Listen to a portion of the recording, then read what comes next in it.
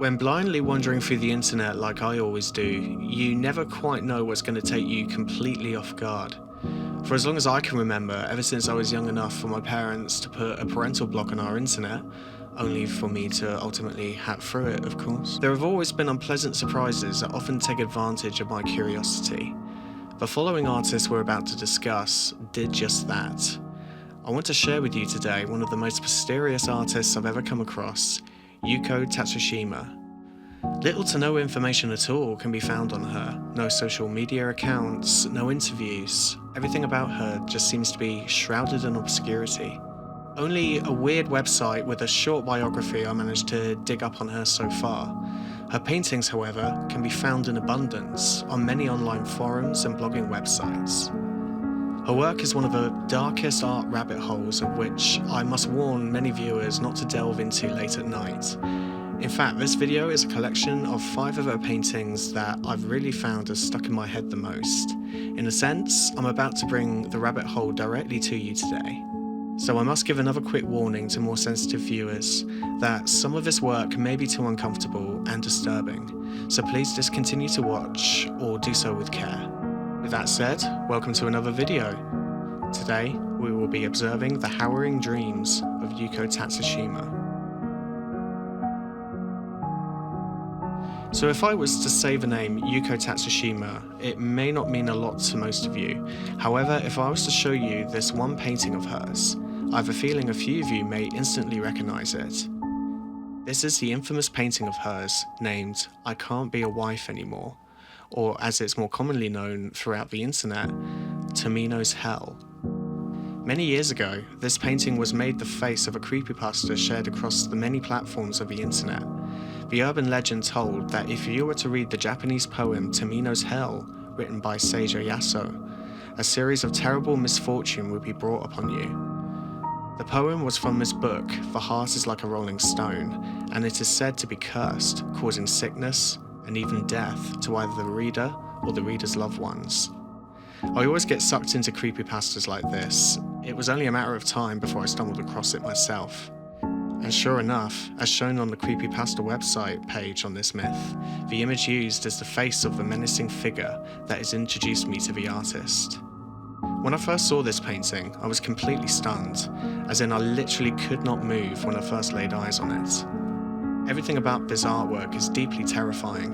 The violent, scratchy shades of black and red in the background, the grotesquely abnormal body shape, and one of the most piercing stares I've ever seen achieved on canvas. The face is grinning but in a twisted and warped fashion, almost as if the black lips are painted over the true mouth of the figure. The eyes are wide but completely empty of humanity or life, their glance deep and unforgiving. In the end, this painting alone, as unrelated to the Tomino's Hell myth as it actually is, it had a far more profound impact on me than the legend actually did. Naturally, being a passionate art fan as well as a creepypasta fan, I couldn't help but wonder where exactly this painting came from and who created it. It turned out, I was thankfully not the only one. On various posts on Reddit, I found many other curious souls wishing to discover the origin of this Tomino's Hell picture. Through a series of recommended links, I came across the name Yuko Tatsushima. Thus, with one Google search of this name, followed a collage of horror, which I was immediately sucked into. Before moving on to the next painting of Yuko's I wish to discuss, I should probably talk about the website that I mentioned in the intro. The further down this rabbit hole I went, the more I wanted to learn about the artist herself, which led me to a simple website called Underground Fortress. This website contained many of the paintings of hers that I came across on Google and Pinterest, as well as a collection of her photography and model work. After showing myself around, I found a short biography detailing her art career and art studies. I should probably point out at this point that this website is in Japanese, and I do not know a single word of Japanese other than basic greetings. I don't think I even pronounced those correctly, to be honest. So I did have to use a Google Translate feature to get more context from the website and, of course, read her bio. But if there's anything incorrect that I say, I do apologise. I can only rely on trusty Google for this one. Her biography, as translated by Google, details that she was born in Tokyo in 1974.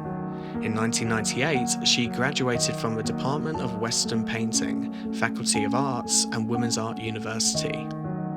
There appears to be a list of other notorieties of hers, but whether the page isn't loading properly or the text is a bit jumbled by the translator, I can't really make much sense of them, unfortunately.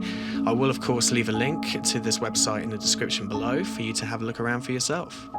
And if you're Japanese, by the way, please feel free to point out any errors or mispronunciations I might have made in this video. That would be much appreciated. Let's now move on to the painting. The following painting is named Akushikan, which roughly relates to Ikueda Coffin. This stage is fraught with despair and a brutally apparent scene, depicting the wake of a funeral. The same chaotic, violent style of applying paint is unmistakably the same as the artist who created the image for Tamino's Hell. The explosive scratching colour of various shades of blue and red create an almost dreamlike perception. The forefront of the painting is presented by the open coffin of a lost loved one, littered in floral decoration that takes up the entire bottom right-hand corner. The ghostly streaks of blue seem to weave over and under the characters and the objects, in a manner almost like rain or wind. The three mourning figures each radiate different levels of grief. One appears to be howling with tears of anguish. The next to her is a woman sobbing bitterly. And at the end, in the near centre of the painting, is the most memorable character in this work for me. Her wide-eyed expression fascinates me, as it seems to manifest so many different emotions in one look. She appears to be panicked, angry, perplexed, remorseful, and horrified all at the same time, leaving me with a real familiar feeling of unease whenever I look at this painting. Over the shoulder of the figure, in the background, are four other mourning souls, dressed in black and overlooking the scene, creating an almost spirit-like character to them. Above the head of a coffin is a rose radiating a pink-red glow, seemingly held by one of the ghostly white hands that surrounds the coffin. I don't really know if it's just an unintended illusion, but to me it almost looks as if the wide-eyed character is the one that's holding the rose while showing respect. I have a theory that the hands are meant to be belonging to the morticians assisting in the funeral wake, but it's hard to know for certain. Either way, the message and the story of the painting is catastrophically clear and heartbreaking. Although left to our imaginations of how this tragic loss of life transpired, the impact of the death is crystalline, especially for me by the wide-eyed mourner in the painting. For me, it captures perfectly the struggle of acceptance and overwhelming grief that follows losing a loved one. And if I'm to believe she portrays true life experiences of her art, it only amplifies the feelings even more. This painting is called Red Laugh, a tumultuous depiction of a person grinning widely and manically. The eyes of the figure appear to be melting, with one eye completely melted away from the socket to our left. The background again is one of scratch-like paint strokes and smears of colour, creating an ambiguous surrounding of flowing ripples and web-shaped patterns. The neck of the figure is grotesquely long and seemingly held together by crude black stitching.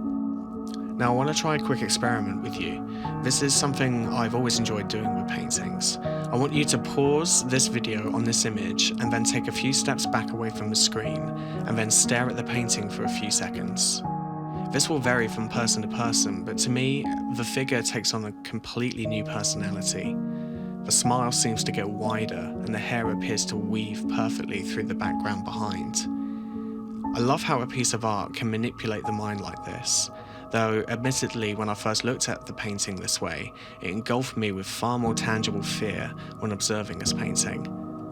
I've mentioned before how a smile, often regarded as a positive expression, can sometimes be completely turned into something sinister and insidious, if executed in a certain way by the artist. A good example would be the Jeff the Killer image, who has become infamous on the internet for the same terrifying expression. This painting is another prime example in my opinion. The smile makes me feel watched with an impending sense of doom, almost as if something horrible is about to happen to me, and that the malevolent figure is about to mock my fear or make fun of it in some way. It's a feeling that's so unique, almost hard for me to describe to be honest, but the feeling is always unwelcomingly present whenever I look at this painting. The next painting is roughly translated as White Prison. A pale figure with hollow white eyes is grimacing and staring into the night. Her dress torn, her skin lacerated and cracked in different places. Her right arm appears to be distinctive to that of a mannequin doll, its pale wood splintered and frayed near the shoulder. The background of this work is littered with floral decorations, with dramatically deep and beautiful shading. The atmosphere feels hopeless and haunting, almost as if the figure is somehow possessed or transforming into something sinister and demonic. Yet at the same time, I feel like there's a vulnerable innocence about her. Her posture and her body language indicates desperation. Her ghostly face feels like a husk of a former self that has been stripped away from her. The concept of her mannequin arm generates the idea of her being stripped of all humanity and instead being replaced with something artificial and lifeless.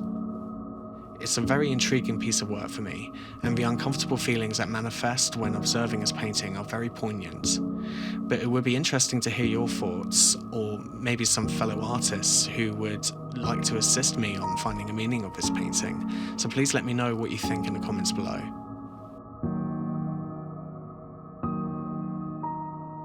The final painting I want to show is called Spring Night Insect Dream, produced in May 2003.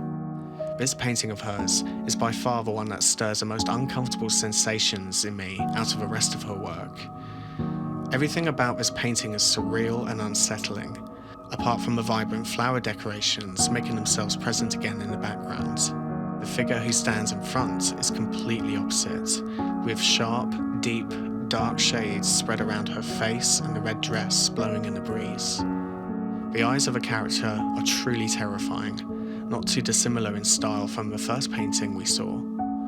The eyes are dilated, yet seem to be devoid of all life, and when accompanied with her grimacing mouth and her black lips, it creates an expression that appears both angry and dismayed, as if some crushing betrayal to her soul has transpired, leaving her with complete distrust and resentment of the world. As strange as it may sound, the perspective of this painting I also find deeply disturbing. For the sake of explaining what I mean, I'm going to reference a scene from one of my favourite movies. If you haven't seen the movie Hereditary yet, slight spoiler warning ahead. It's an amazing film, so please check it out if you haven't already. There's a scene in Hereditary where a woman is basically placing a curse on Peter, one of the main characters, from across the road.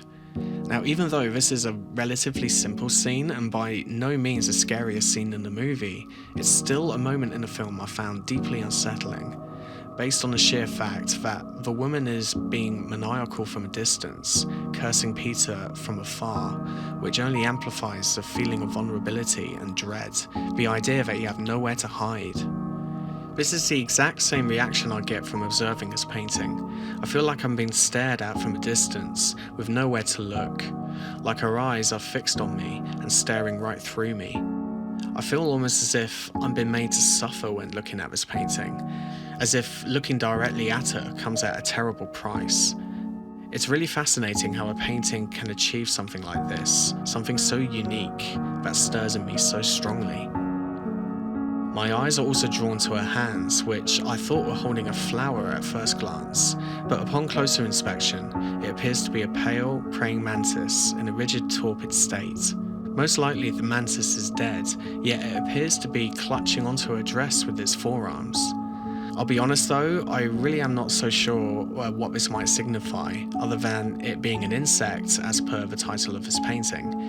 However, I guess I did learn that in Japan, sometimes the mantis is an emblem of bravery, Also, it's known to be an emblem of military courage in both China and Japan because it's always advancing and never retreats. It makes a lot of sense in a way.